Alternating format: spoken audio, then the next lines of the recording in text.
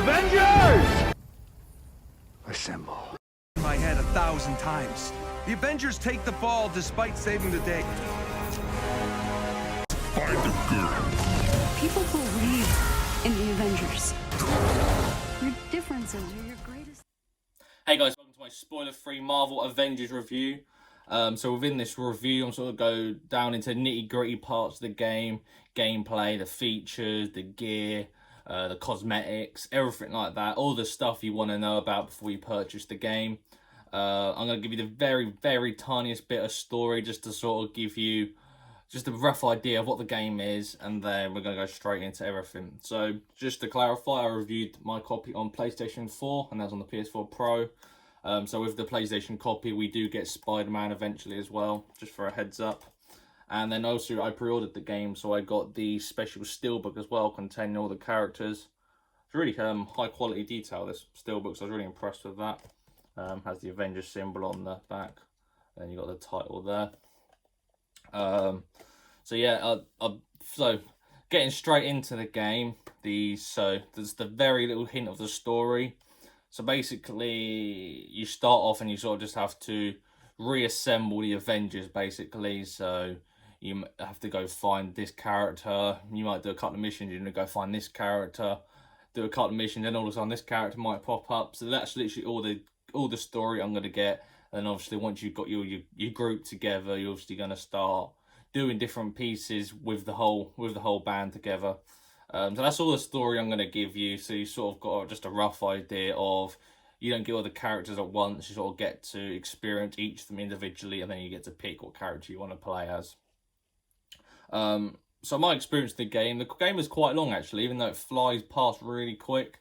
So obviously started with the first couple of characters, and it's about like a 2-hour gameplay, and then I'd get to another character, and then it's sort of roughly around that sort of time limit. So you get enough time with each character to either choose if you like them or not. So I've had a fantastic time playing with each of the characters. My personal favourite is Captain America, sorry. Just because I've actually been playing as Iron Man quite a bit. But my favourite is Captain America. I'm not too sure why. I think it's because of the skin I get. So if you pre-ordered it, you got the Legacy Pack skin. And the Legacy Pack skin comes with all the original skins from like the first film for each of the characters. And so with Captain America, you have like a World War II looking skin. And I thought that was really cool. And I quite like war games and that, so I thought it was quite cool to have like a war skin in the game. So yeah, obviously I've been playing as Iron Man as well. Iron Man's really fun, just being able to fly around as him. He's obviously got his witty banter as well, as you can expect with Tony Stark. So I thought that was really cool. Hulk's, again, similar to the beta, if you watch my beta review, Hulk's not the most fun character to play as. Obviously he's big and he can destroy things and everything. But again, the damage on it doesn't really seem like he does enough damage to warrant using him. So you might as well just use Iron Man and it feels like he's done sort of the same melee damage. So I've not really enjoyed playing as Hulk. So you've got Kamala Khan. I think she's a very well-made character in the game. She's also got very good voiceover. She's got a very good story in the game. So the game actually sort of feels like it's centered around her, especially around the start of the game, and then you sort of obviously expand and it's more about the other characters. And she's got really cool superpowers, so she's got like stretchy arms and like stretchy legs, so she can go really tall and just smash everyone down as her ultimate ability. And yeah, I really enjoyed her.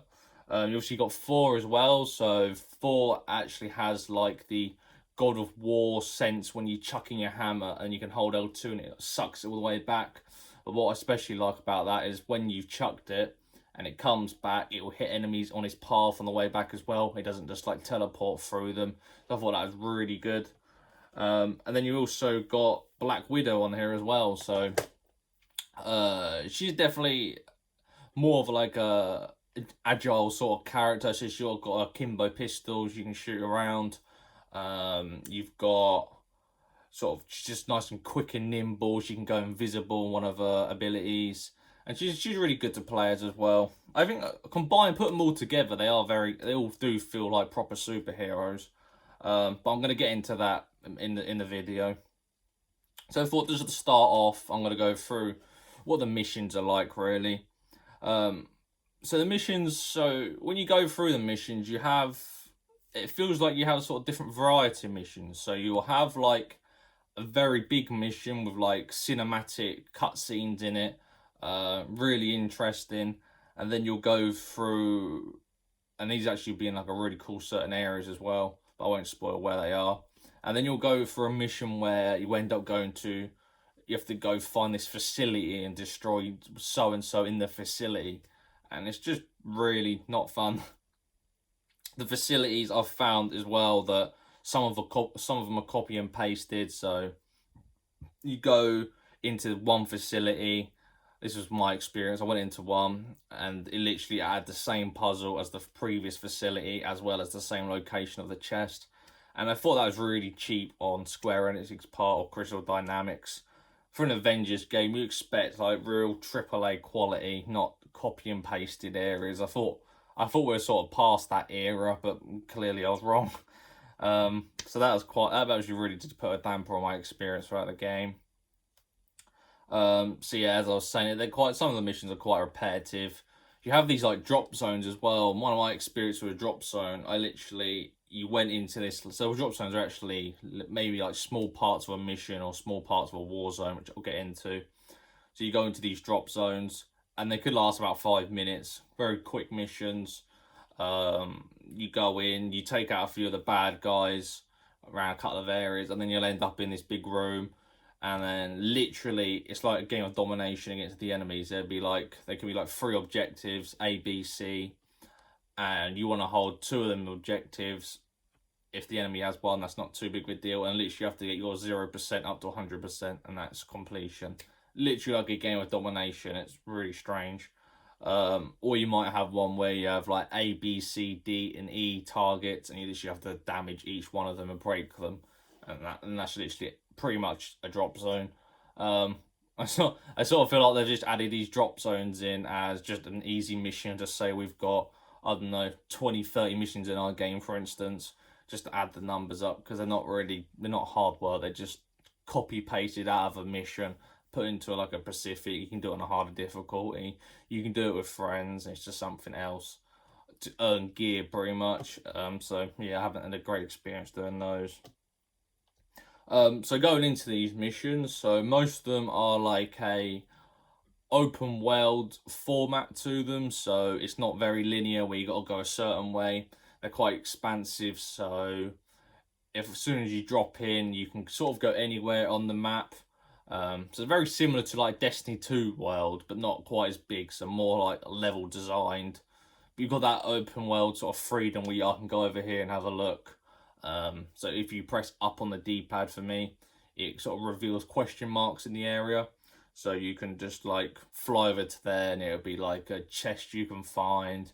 It maybe help an operative to free them, take out a certain boss. So they're good ways just to earn extra gear throughout your missions, really. So once you've done those, you can also like explore areas where there's like nothing, and you'll sort of be rewarded for your exploration, if that makes sense. So I'd fly to like behind where you actually spawn in, because there's like this massive area you can go to. There's like nothing to look at, but you will get like, there might be like the odd crate lying around, or there could be some boxes that you can smash for consumables to upgrade your gear. So you do get rewarded as such, but it's not like a reward where I'm gonna sort of, it's like a wow factor, really. It's just like it's another piece of gear, or it's just some consumables or materials to level up my gear and that. But I'm gonna get into gear after the couple of topics I'm gonna go through right now. So yeah, so I mentioned the copy and pasted bunkers and that. Obviously, for a mission design, that's not something that you want to see in 2020. I also want to say with the missions, matchmaking is still broken from the beta, which isn't really acceptable for a live service game. So yeah, I had problems in the beta that I did mention in my previous video. You'd load into the matchmaking area. You'd load with possibly one other person, and then literally the other 2 slots, if you're looking for a 4 team, just wouldn't load. You literally just sit there for ages. It just would stop matchmaking. So you have to end up going in with 2 AI component or players and doing the mission like that, really. So it's like, how can matchmaking not work in a live service co-op experience?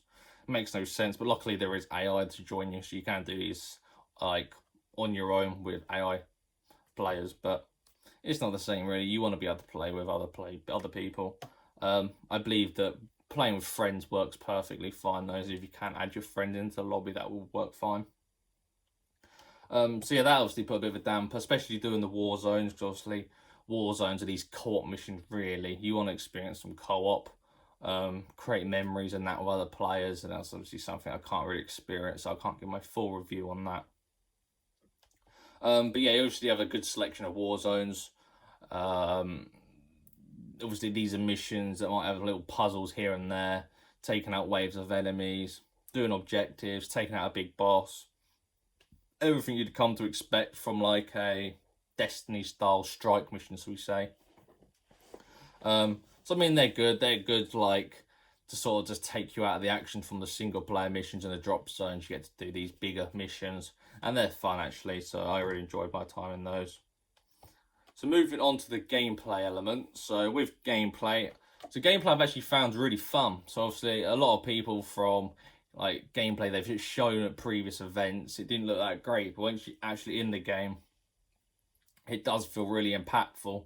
Especially like the audio of the hits and everything, it does feel really good. So each character is very well balanced as well. So each character have their special jump. So like Hulk obviously can jump up really high. Captain America has a double jump and he can also run on walls. Black Widow can jump up and with like a grappling hook she can hook onto bars and sort of swing herself along. Same as Kamala Khan, she has that obviously with her stretchy arms. Iron Man can fly or he can hover. Same goes for Thor as well, he can fly and hover. So you don't really have a disability with any of these characters. And they also all have their long range attacks as well. So if that's like the akimbo pistols or the bolt blaster from Iron Man. So everything feels real balanced, and you don't feel like, oh, I can't be my character because my friend's playing this character, so I'm at a disadvantage, because you'll always have the same rough amount of abilities. So that's really good. Saying that, it can also look as a negative as well at that aspect, because even though each character has their own weapons and skills, each character does feel alike in such where like honestly a lot of RPG sort of games you like choose a certain class and it'll be like a melee class, and so you'll be like earning skills and everything for that special melee to feel unique, whereas each class has like every ability, if that makes sense, with like your range and everything. So you could look at that aspect and say that each character is kind of the same. It doesn't feel properly unique, but I personally think it's a positive. I think it's a well-balanced experience, and I think that's probably best. Because at the end of the day, they are superheroes, so they can pretty much do all these things in the films and in the comics. So it does make sense. So yeah, so also the combat is very similar to Marvel Spider-Man, if you've played that on PlayStation. So you've got your dodge, you've got your abilities, so you'll have like so you can do your combos, and then you've got like your heavy attack where you can like knock them up in the sky, you can pull them back down. So it's very like hack and slash, but they've tried to put in a concept of where you can lock onto your enemy and sort of fight on 1v1, but you don't exactly get that opportunity a lot because there's normally a good few enemies on you. So if you locked onto one enemy, you can't see the other enemy coming to hit you. So you sort of dodge once, but then you just get hit by the other enemy, so it doesn't really feel effective. But you also do have an R2 ability as well. So like with Iron Man, you can put up a shield and you like block an attack with a shield, and it sort of stuns the enemy, so you can attack them like that as well. So you have that option if you, instead of want to dodge, you want to use that sort of like block parry system. But then again, I'm going to compare it to Destiny. You have your L1 ability, you have an R1 ability, and then you have your ultimate. So your L1 ability, depending on what character it is, so like Kamala Khan, your L1 ability could be like to heal yourself, which is very useful. You could have your L1 ability as Iron Man, and that like stuns loads of enemies in like a wave form. So they're really good. Like just sort of like increase your damage in combat and everything, just mix it up really. Your R1 abilities are sort of same as your L1 abilities, but it just does something different. So you can't swap these over. They are like your fixed abilities. So you do actually you can unlock sort of like different ways of using those abilities as well into your skill tree that I'll get into. And then you have your ultimate as well. So Iron Man turns into like the Hulk Buster. Thor sort of just does a bit like an artillery strike, but with lightning and that. So they're really good ways, and you can also combine them ultimates with like another superhero's ultimate, and sort of combine them and things like that. It's really cool. And then something else I'd like to touch on as well is if you're playing with AI players. So basically, if I'm playing as Iron Man, and then you have Hulk, Kamala, and Thor on my team. They'll all be in the skins that I've chosen when I play with them, so they'll be in them skins. You'll have the same abilities as if you're playing with those, so you'll see the characters use them abilities that you have chosen. And I thought it was really unique because you can actually properly form your Avengers and the abilities you want them to use.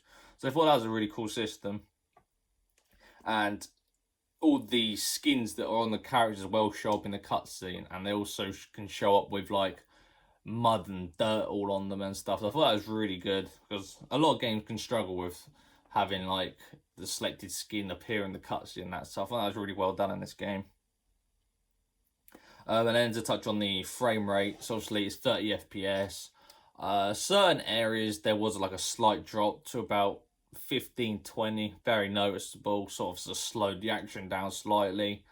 So I experienced that in one of the city areas. I experienced that once in a very close quarters area, even though there wasn't any combat, you could sort of just feel it twitching slightly. But apart from that, I think it is a very solid 30 FPS.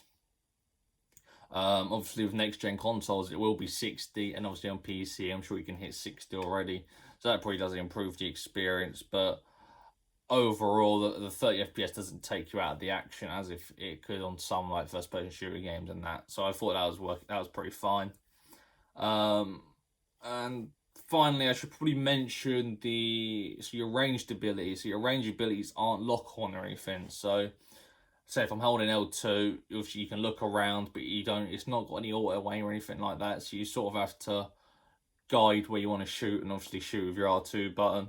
Sometimes I thought that it was a bit tricky, especially in like, I'm in like a combat scenario, and I'll quickly fire a couple of like bolt blasters up into and hit a couple of enemies. I thought it felt a bit clunky. I think the right word is for that.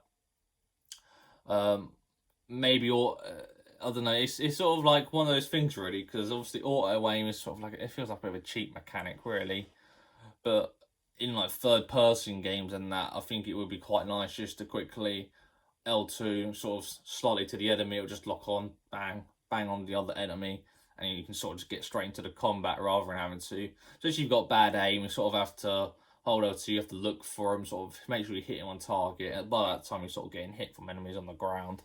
So I mean, you could either look at that either way. I'm sure on PC it's probably a lot easier to aim really, because obviously console players are used to having a bit of auto aim. So I thought that felt a bit clunky, but I mean it is what it is. It's not going to dampen your experience or anything like that. It's just like a little picky sort of thing that I didn't find was the best way to do this mechanic. So that's all for gameplay. Then moving on to gear. So gear's a very interesting one, because obviously in a lot of looter shooter games, gear is like something you can physically see on your character, so it's quite exciting getting like new helmets or new chest pieces. But in this game, gear you don't see. So gear is, all you see is a little item in your inventory box that has stats on it, and that's pretty much it. So it's very not exciting to get. And you have to grind your gear to like 250 and that to reach a max, and it's not a very good exciting process, I'll tell you that. So you have 6 rarities with gear. So you have like so I can't remember these off by heart now. So you got your common, you got your uncommon, rare, legendary, epic, I think they call it. legendary, epic, and I think exotic as well. I think that's 6. So yeah, white, green, blue, purple, yellow, and orange. So yeah, all of these, all they have star rating as well. So yeah, another thing on top of that, so you have like a star rating on this item. So I think it sort of shows how good that piece of armor is. That's at least how it seems.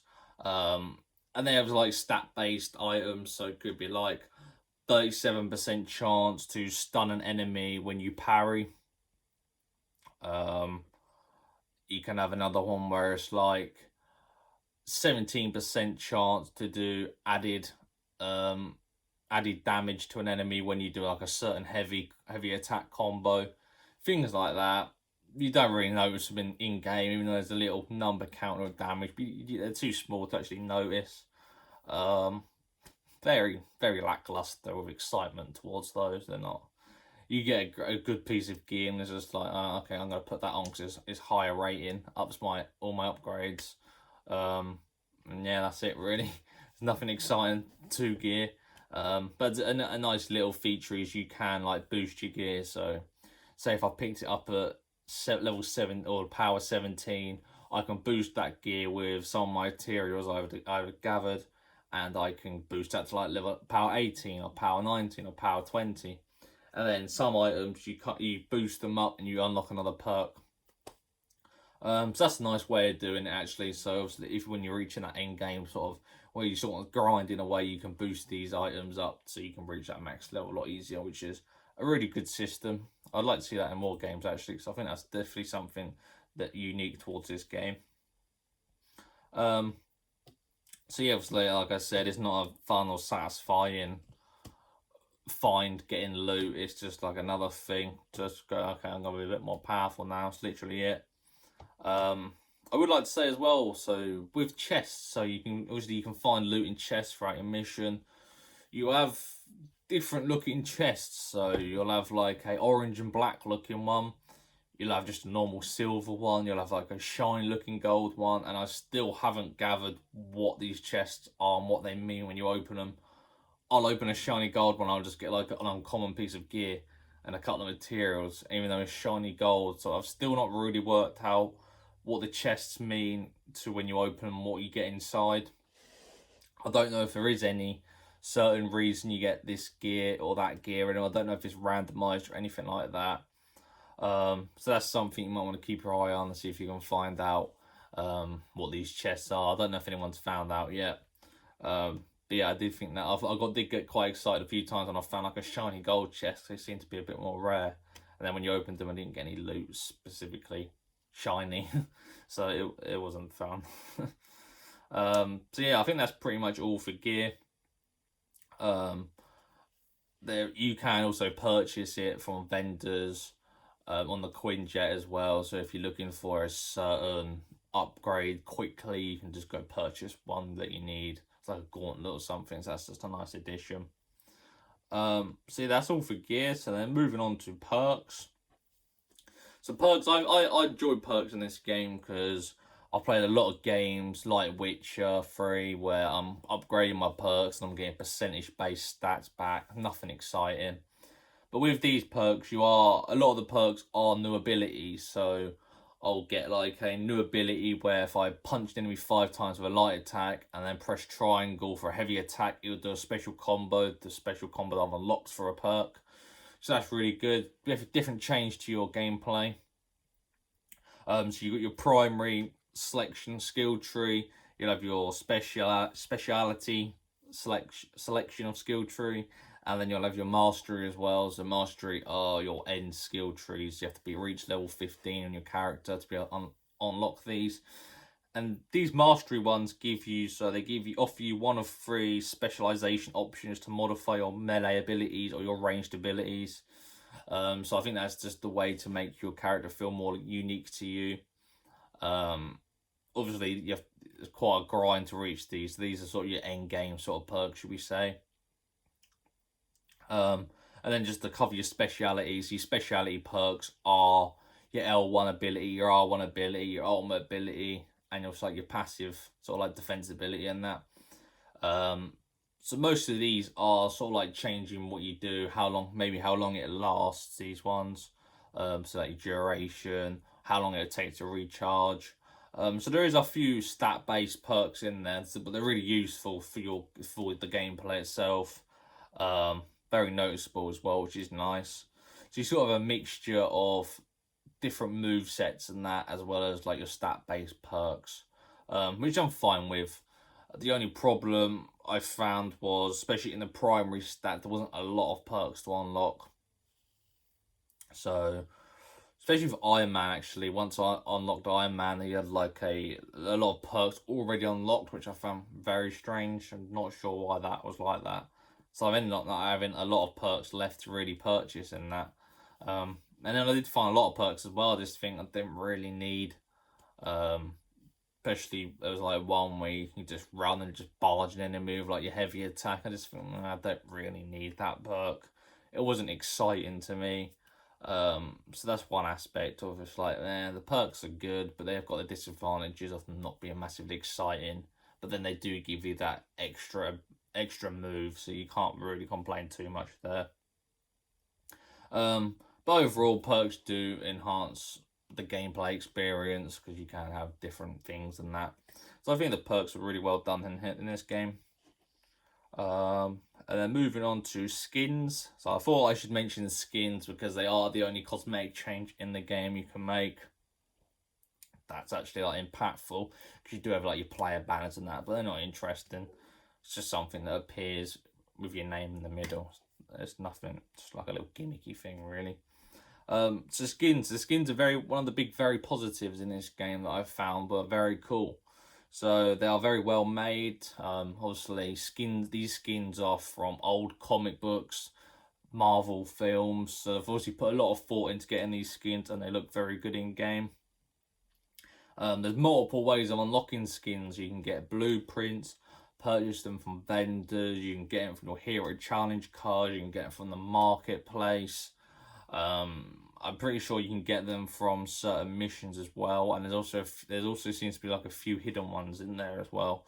So maybe if you unlock all the skins, you might get like a special skin. But obviously, I can't promise that is what happens because I haven't got them all yet. But that could be something that happens. And yeah, I definitely think the skins are something you can work towards getting because there are a lot of good ones in the game. I'm not sure it's something you want to grind to get them all because obviously, for me personally, I have my favourite skin, and once I've got it, I don't really feel like I'm going to change it anytime soon. But I'm going to get into a bit more into that in the post-launch content section, so we'll stay tuned for that bit. And then obviously I touched on the Hero Challenge card.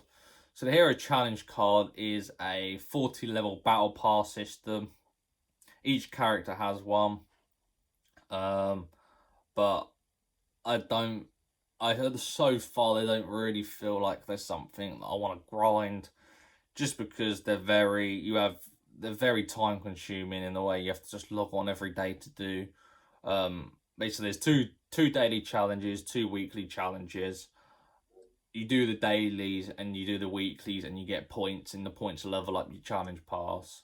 So similar to Apex Legends, if you played that, you have to do these challenges to unlock the battle pass. So it's not experience based, which is a real bummer, I think, because they've done this for a certain way, and that is because you can buy currency in the marketplace, which you can spend on your Hero Challenge pass to level it up. So that's the problem why they've made it super slow, because they want you to purchase this currency and level up your battle pass that way. Which I've not actually seen mentioned a lot, so I've not actually seen much negativity about that, because obviously you can do it in game, but they've obviously created this real slow process because they want you to purchase currency, and I think that's a real shame because it's a really cool system for each character to have. To have their own skins that you can unlock through here, like player banners, materials, extra currency. So yeah, it's a good idea, but I don't think it's been executed fully. I sort of feel like they should have included your player level maybe in the battle pass, because player level doesn't really seem to have a massive impact.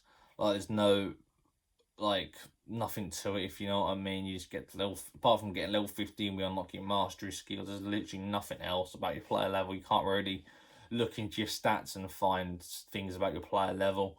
So I think maybe they should have introduced that within the battle pass and had that as an experience, like a XP based system. Keep it simple, so time I put into the game is rewarded by battle pass levels and stuff like that.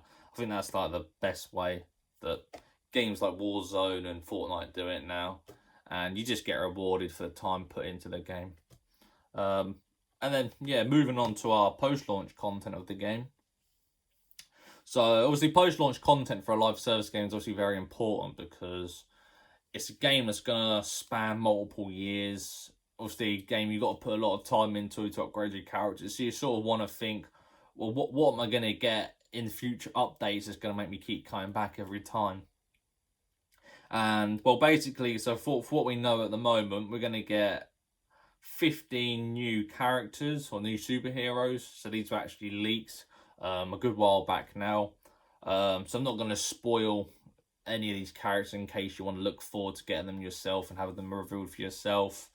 But I will say they're a very good lineup of characters that will definitely make the gameplay a lot different with their abilities. Obviously, they're going to come with their own selection of skins as well, so that's really cool. And there are definitely some characters in there as well that you've not really experienced in like the Marvel films as of yet, and I think it's really cool that we'll be able to experience them sort of firsthand in the games if you've not like read the comics and such. So that's really good.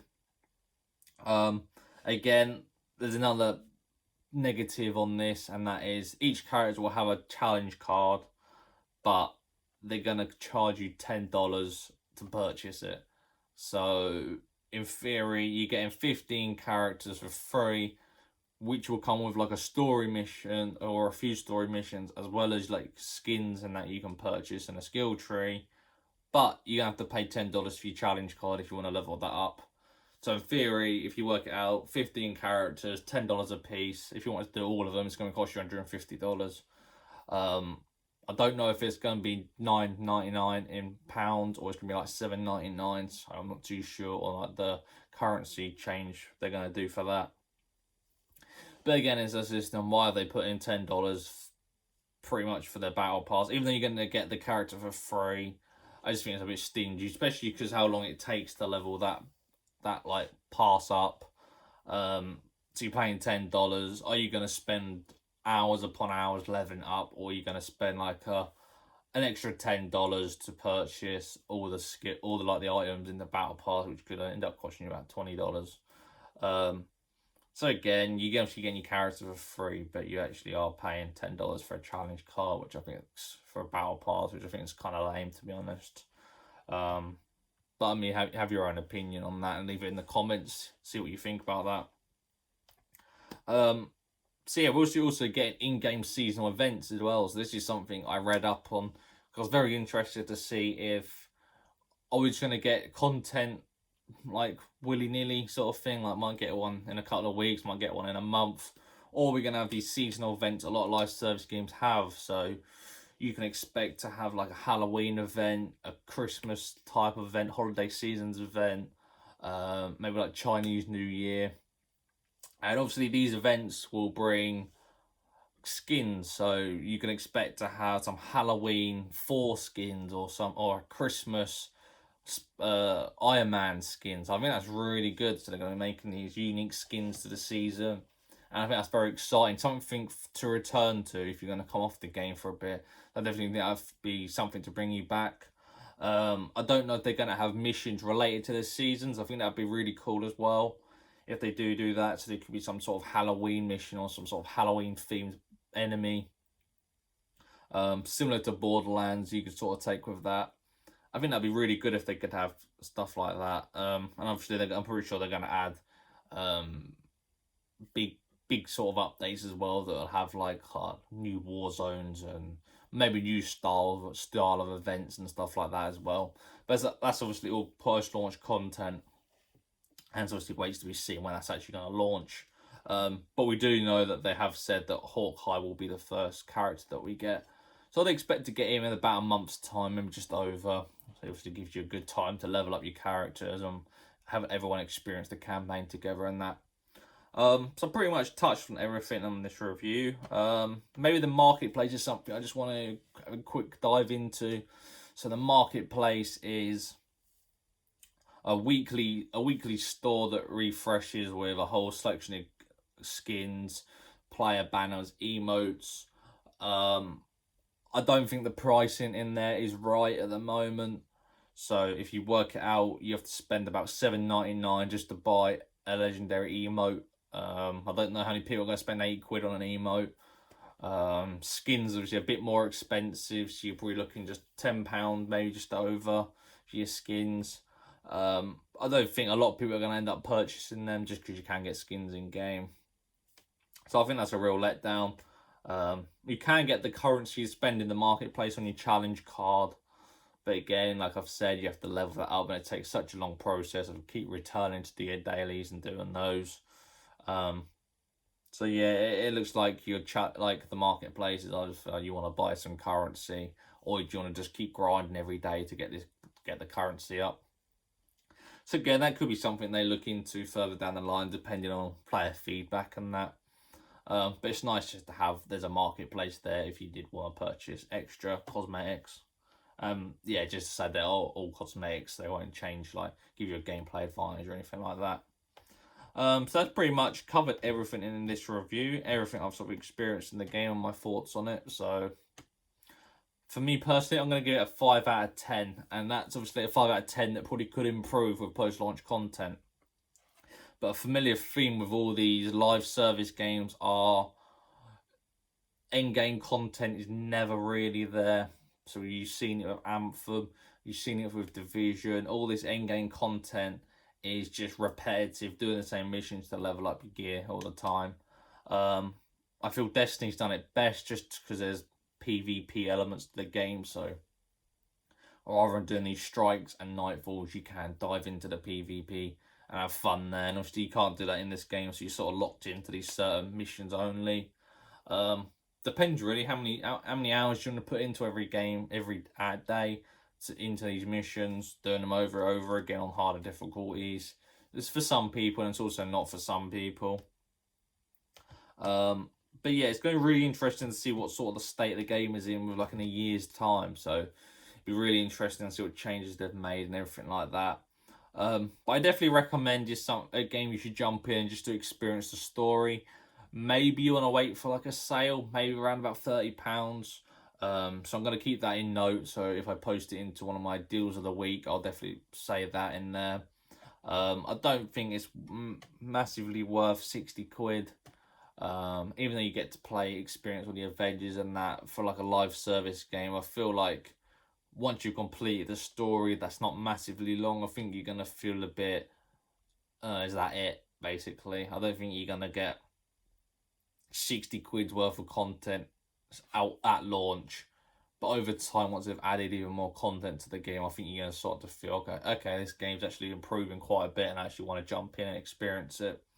But then again, you're getting next gen version of the game for free as well if you purchase the game. So obviously next gen's obviously gonna be 60 FPS, your 4K. I'm sure it's gonna be like ray tracing and things like that. And I'm pretty much sure will be also adding more content for the release of these consoles. So around about that November month, I could expect like a big overhaul or content. Maybe we'll see Spider-Man for the PlayStation owners for when they get their PS5, be able to play Spider-Man in the game, maybe. But again, it's obviously something we can keep our eye on and see what's obviously how the game develops by the time PS5, Xbox Series X launches. So yeah, that's pretty much my review for Avengers. I hope you enjoyed it. Obviously, leave a comment in the section below. Just sort of tell me your experience with the game and that. I hope you enjoyed the video, and I'll see you soon.